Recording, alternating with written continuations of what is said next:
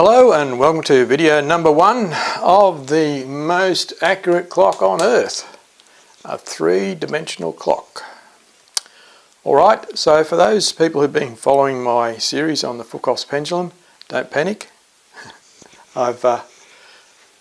Everything's basically the same, except we're just researching the Foucault's pendulum still, but to a new level of accuracy, and that is the order of clocks and the precision of the clockmakers, because we're now going virtually to mechanicalise the pendulum, so we can pump it through mechanical action. So we need to call upon the skills of clockmakers and the engineering of clockmakers.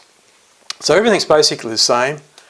I've even kept the same old spelling mistake for you guys to make you feel at home. Now, during my investigation of the clock, an accurate clock, I believe Foucault may have also been on this journey. Although I haven't been able to find any hard evidence of the existence of the clock, but I believe a Foucault pendulum clock may have been made somewhere. Now, is it a myth? It could be a hoax, I don't know. But I can just give you a little bit of information I have found.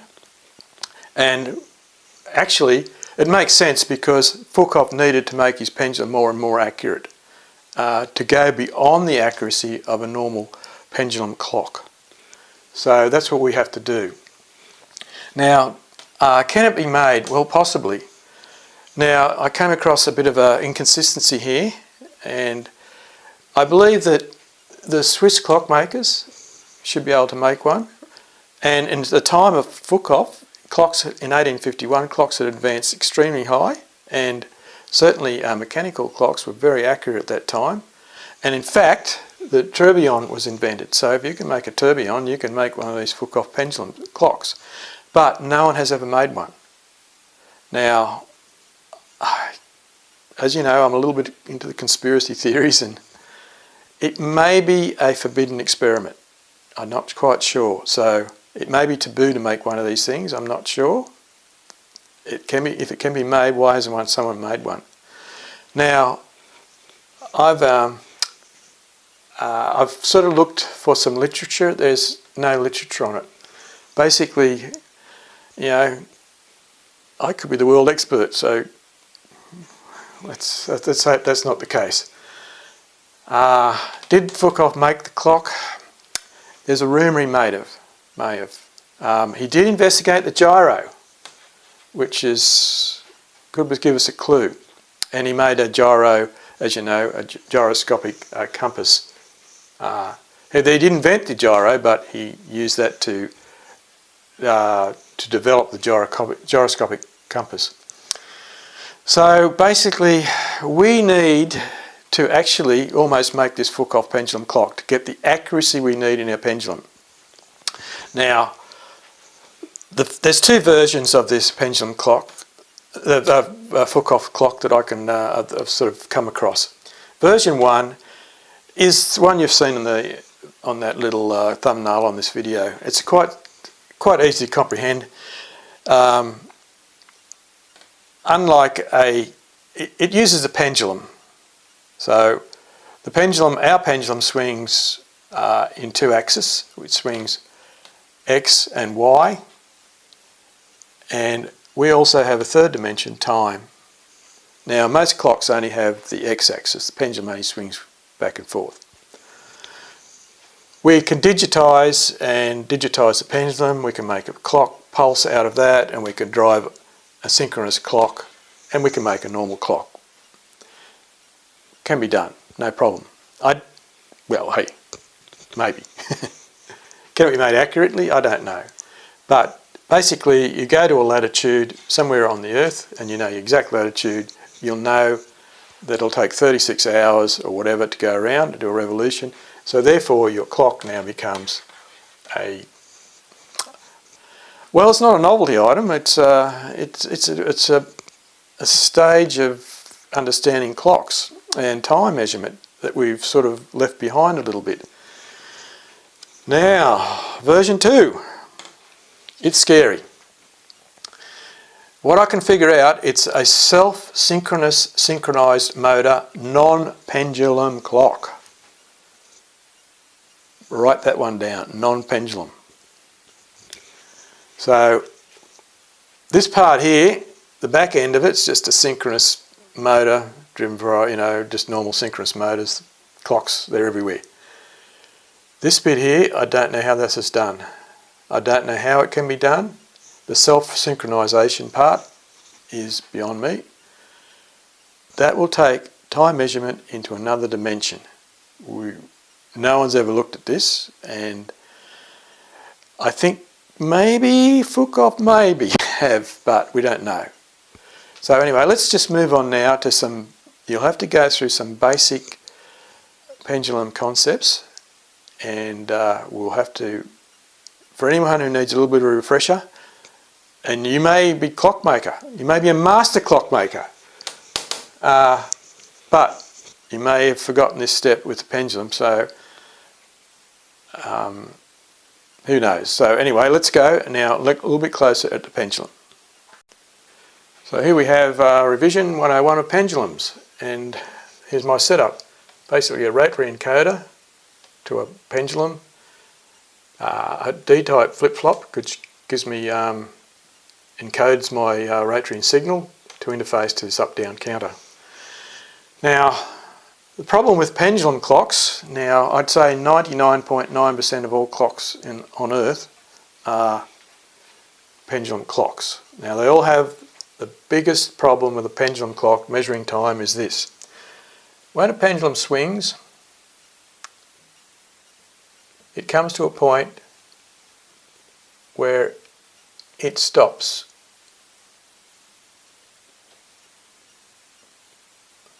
And at that point, time is not measured. On the down cycle, time is in isochronous time. So each stage is measured exactly in time and distance till it comes to the rest point, and again time stops. There is no measurement of time. The upswing, time continues to be measured all the way to the point where it stops measuring time.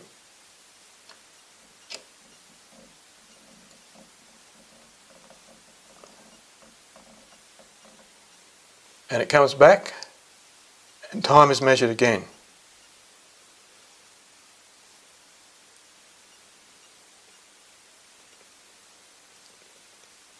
Now, these 2 points here, time wasn't measured, and this point here, time wasn't measured. Even on an atomic clock, the time is not measured during that phase. It might be very small, but still time was not measured. Time and motion did not happen.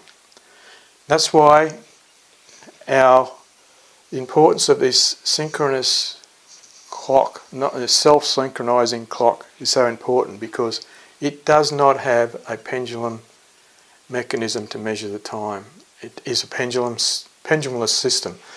In fact, you could probably think of a water clock as more of even a sand clock that was probably a good example. A sand clock that was continuous, that never ran out. That would be, I guess, a good example of a synchronous, self-synchronizing clock, a huge sand clock that was infinitely big. No pendulum involved. Now, our pendulum, with the Foucault pendulum, the myths, those people wanting to crack the pendulum and saying it's a fake, Foucault pendulum is a fake, they have a very good point.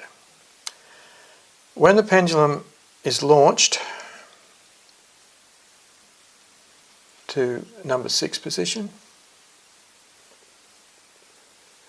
the first swing commences and it swings in an isochronous motion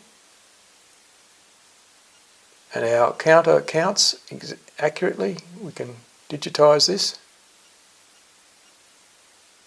and it comes to the 0 point. On the upswing, it does not meet the same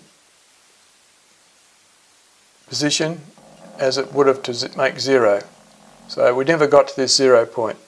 Because the pendulum, because it's not mechanically assisted, the pendulum swings starts off with a swing here, and the swing is smaller this side. Starts off with a higher swing here, smaller this side. So as it's decreasing in amplitude, in theory, they should cancel each other out, and an unpowered pendulum should, in fact, show a non-bias effect. Now, I have experienced what could be a biasing in the fact that there is potential, because the swing guess amplitudes are different either side of the pendulum swing, there could be a bias. We have to measure that before we can go any further. Now, why are we doing that?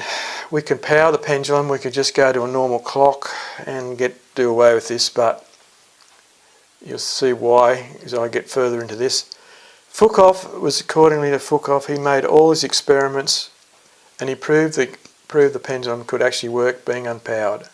So he never had to power it. So it's important that our swing is exactly to the micrometer accuracy on the swing, and its time between the swing on this side to the 0 point is exactly duplicated on the other side. Now, okay, I've got a little bit of a, like I said, this thing's a bit agricultural. My flip-flop's probably flipped instead of flopping. But you get the point. Each one of these digitised spots on the swing has to be micromillimeter accurate in time and length. Otherwise we could get a bias. Now, normal clockmakers, they don't have to worry about this, so they have a fixed armature and a fixed I guess detents either side, so the pendulum just goes to a certain distance. They don't have to worry about that. Now we do have to worry about that. So let's just move on now to the smaller demonstration of my attempt at making this Foucault's pendulum clock, and maybe get some more detail. So here we have my attempt at making a Foucault pendulum clock using the pendulum system. This side here we see the digital encoder, which will measure our swings and our timing.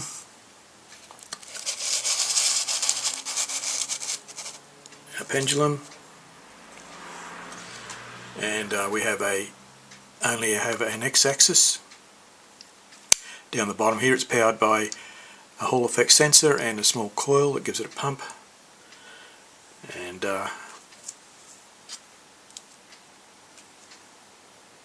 see the motion there. Now I'm just going to have a digital encoder. You're sampling that pulse. And probably want to see things swing.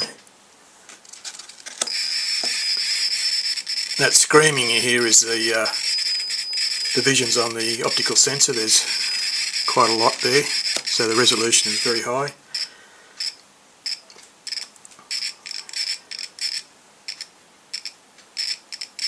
Now, as we said before, this is only showing the x-axis.